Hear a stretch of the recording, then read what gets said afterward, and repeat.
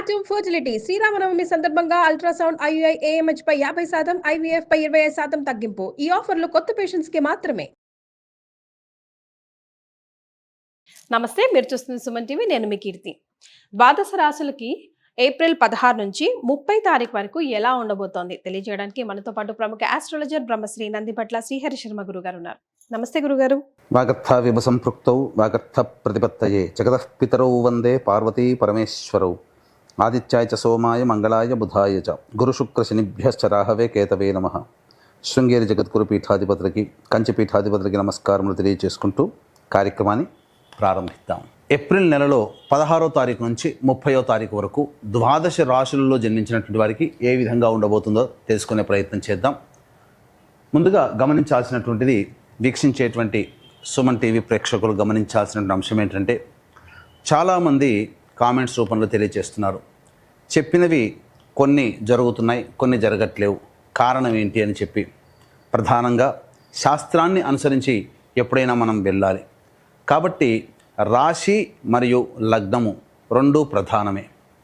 కాబట్టి ఇక్కడ ఈ యొక్క సందేహాలకన్నిటికీ కూడాను నివృత్తి చేస్తూ ఇప్పుడు క్లియర్ కట్గా ఇంకా లోతైనటువంటి విషయ పరిజ్ఞానాన్ని ప్రేక్షకులకు అందించాలనేటువంటి సదుద్దేశంతో మనం ముందుకు వెళదాం. ముఖ్యంగా అందరికీ కూడా గుర్తుపెట్టుకోండి, జన్మ లగ్నం అని ఉంటుంది, జన్మ నక్షత్రాన్ని బట్టి రాశి ఉంటుంది. కొంతమందికి date of birth, time, place తెలియవు. కాబట్టి పేరులో మొదటి అక్షరం ఏది ఉంటుందో దానిని బేస్ చేసుకొని ఆ రాశిని మనం చూసుకోవాలి. అయితే నామనక్షత్రంలో కూడా చాలామంది పొరపాటు పడుతున్నారు. కాబట్టి ఇక్కడ వాటికి సంబంధించినటువంటిది, ఉదాహరణకి శ్రీనివాస్ అనే పేరుందనుకోండి, ఏం చూస్తున్నారు? కుంభరాశి చూస్తున్నారు, కాదు, తులారాశి చూసుకోవాలి. ఇలా కాబట్టి ఎవరైనా కానీ జన్మించిన లగ్నాన్ని ఆధారంగా చేసుకొని మొట్టమొదటిగా మనం చూసుకోవాలి. జన్మ లగ్నం తెలియని వాళ్ళు కనీసం రాశి నుంచి చూసుకోవాలి. ఈ జన్మలగ్నము రాశి రెండూ తెలియనటువంటి వాళ్ళు నామ నక్షత్రం మీదుగా చూసుకోవాలనేటువంటిది విషయాన్ని ప్రేక్షకులకు తెలియజేస్తున్నాను. కాబట్టి ఈ పట్టు నుంచి మనము లగ్నాన్ని బేస్ చేసుకొని మరియు రాశిని బేస్ చేసుకునే విధంగా తెలియజేసుకునే ప్రయత్నం చేద్దాం. ముఖ్యంగా కొంతమందికి, ఉదాహరణకి ఇప్పుడు మనం మేష నుంచి మొదలు పెడుతున్నాం కాబట్టి మేషలగ్నము, ఈ మేషలగ్నము ఒక వ్యక్తికి ఉంటుందనుకుందాం. అదే మేషలగ్నంలో జన్మించినటువంటి వ్యక్తికి కన్యా రాశి. మరి ఏ రాశి ఫలాలు చూసుకోవాలి అనేటువంటి సందేహం కూడా కలుగుతుంది. కాబట్టి ఇక్కడ నివృత్తి చూస్తూ మొట్టమొదటిగా లగ్నమే ప్రధానం కాబట్టి ఎవరు ఏ లగ్నంలో జన్మించారో ఆ లగ్నాన్ని బేస్ చేసుకునే పరిహారాలు చూసుకుంటే మీకు ఖచ్చితంగా అన్నీ సరిపోతాయి. అది గుర్తుపెట్టుకోండి.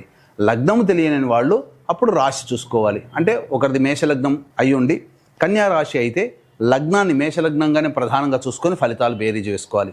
లేదు కన్యా రాశి అనుకున్నప్పుడు లగ్నం తెలియనప్పుడు కన్యా రాశి నుంచి చూసుకుంటే 40% వరకు మ్యాచ్ అవుతాయి. లగ్నం నుంచి చూసుకుంటే 60 to 70% వరకు మనం చెప్పేటువంటి విషయాలు మ్యాచ్ అవుతాయనేటువంటి విషయాన్ని గమనించుకోగల ప్రార్థన. ఇక వివరాల్లోకి వెళ్ళినట్లయితే, ప్రధానంగా ఈ యొక్క 12 రాశుల్లో జన్మించినటువంటి వారికి ఏ విధంగా ఉండబోతుందో తెలుసుకునే ముందు గ్రహ సంచారం తెలుసుకుందాం. మేషంలో రవి మరియు వృషభంలో గురువు, కర్కాటకంలో కుజువు, కన్యలో కేతువు, అలాగే మీనంలో బుధ, శుక్ర, శని, రాహు గ్రహాలు. కాబట్టి చాతుర్గ్రహ కూటమి 30వ తారీఖు వరకు కూడా ఉండబోతుంది అనే విషయాన్ని గుర్తుపెట్టుకోవాలి. ధనుసు రాశి వారికి ఏప్రిల్ 16th to 30th ఎలా ఉంటుంది గురుగారు, ఒకసారి తెలియజేస్తారా?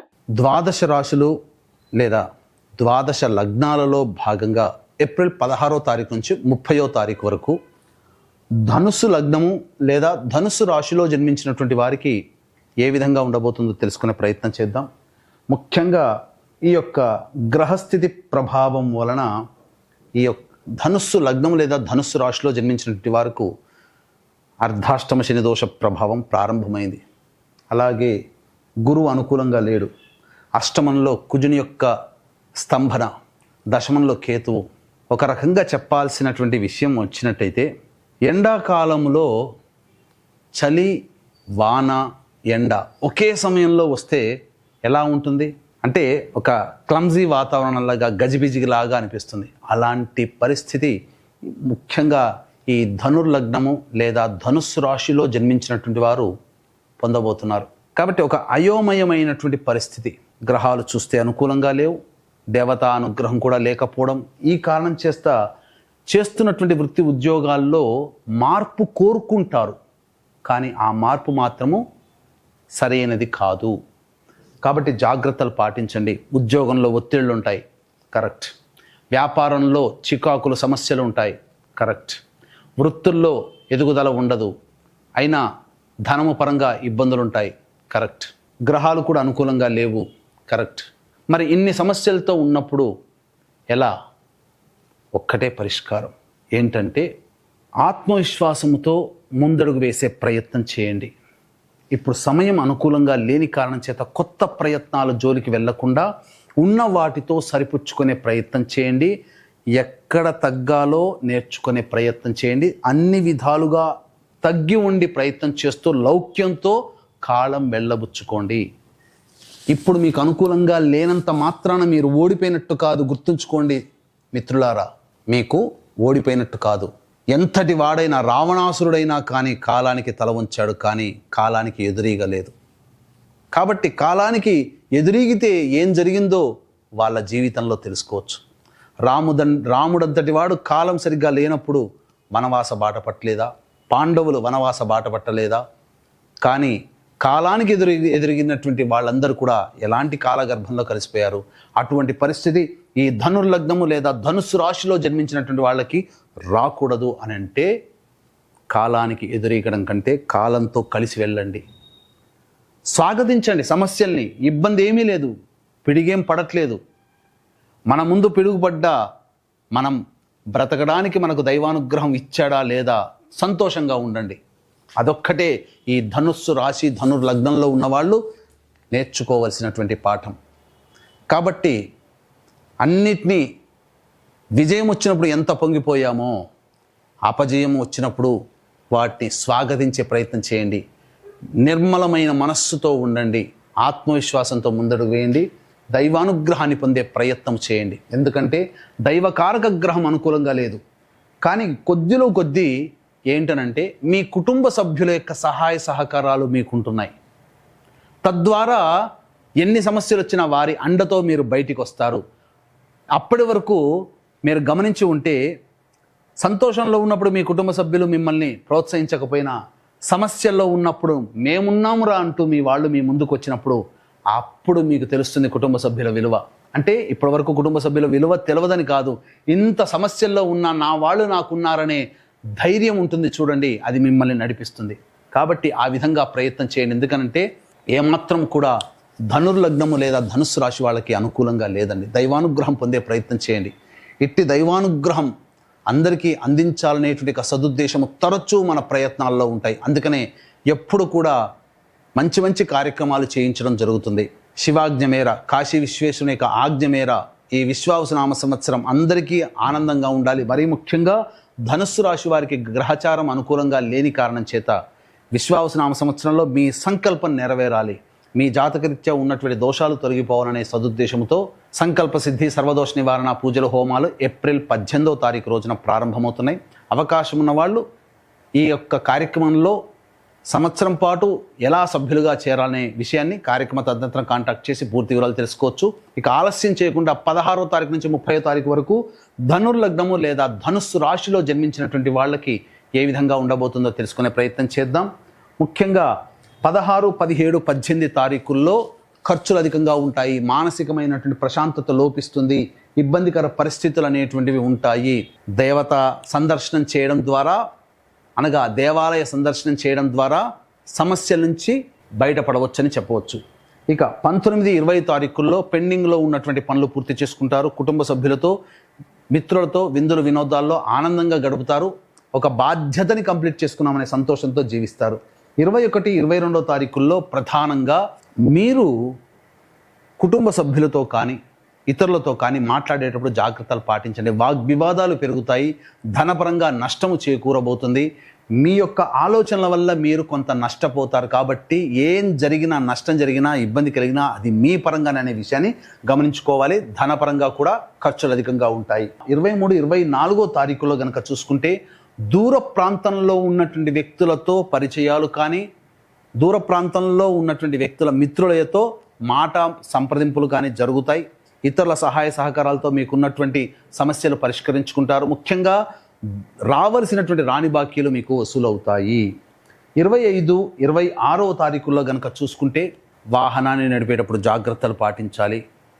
వాహన మరమ్మతులకి, గృహోపకరణాలకి ఎక్కువగా ఖర్చులు పెరుగుతాయి. చికాకుల సమస్యలు ఉంటాయి. కుటుంబ సభ్యుల అండదండలు కూడా పెరుగుతాయని చెప్పవచ్చు. 27, 28వ తారీఖుల్లో వృధా కాలయాపన జరుగుతుంది. మీ ఆరోగ్యం పట్ల శ్రద్ధ వహించాలి. అలాగే ముఖ్యంగా ఏ పని చేయాలనుకున్నప్పటికీ కూడా కార్యరూపం దాల్చకుండా ఉంటుంది. విద్యార్థులకి విదేశీయానము, విదేశీ విద్యకు అనుకూలంగా ఉంటుంది. దూర ప్రాంతం నుంచి మీకు మంచి సువార్త మీకు ఆనందాన్ని కలగజేస్తుంది. 29, 30వ తారీఖుల్లో కనుక చూసుకున్నట్లయితే ప్రధానముగా గృహానికి సంబంధించినటువంటి సమస్యలు తీరుతాయి. ధనము రాబడి అధికంగా ఉంటుంది. గృహ నిర్మాణానికి సంబంధించినటువంటి వెసులుబాటు కలుగుతుంది. అన్ని విధాలుగా ఆనందదాయకంగా ఉంటారు. పెద్దల సహాయ సహకారాలతో మీకున్నటువంటి సమస్యల్ని పరిష్కరించుకుంటారు. ఏతావాత చెప్పొచ్చేది ఏమిటంటే 16, 17, 18, 25, 26 తారీఖుల్లో జాగ్రత్తగా ఉండండి. ఖర్చులని తగ్గించుకునే ప్రయత్నం చేయండి. ధనపరంగా సమస్యలు ఎదుర్కొంటారు అని చెప్పవచ్చు.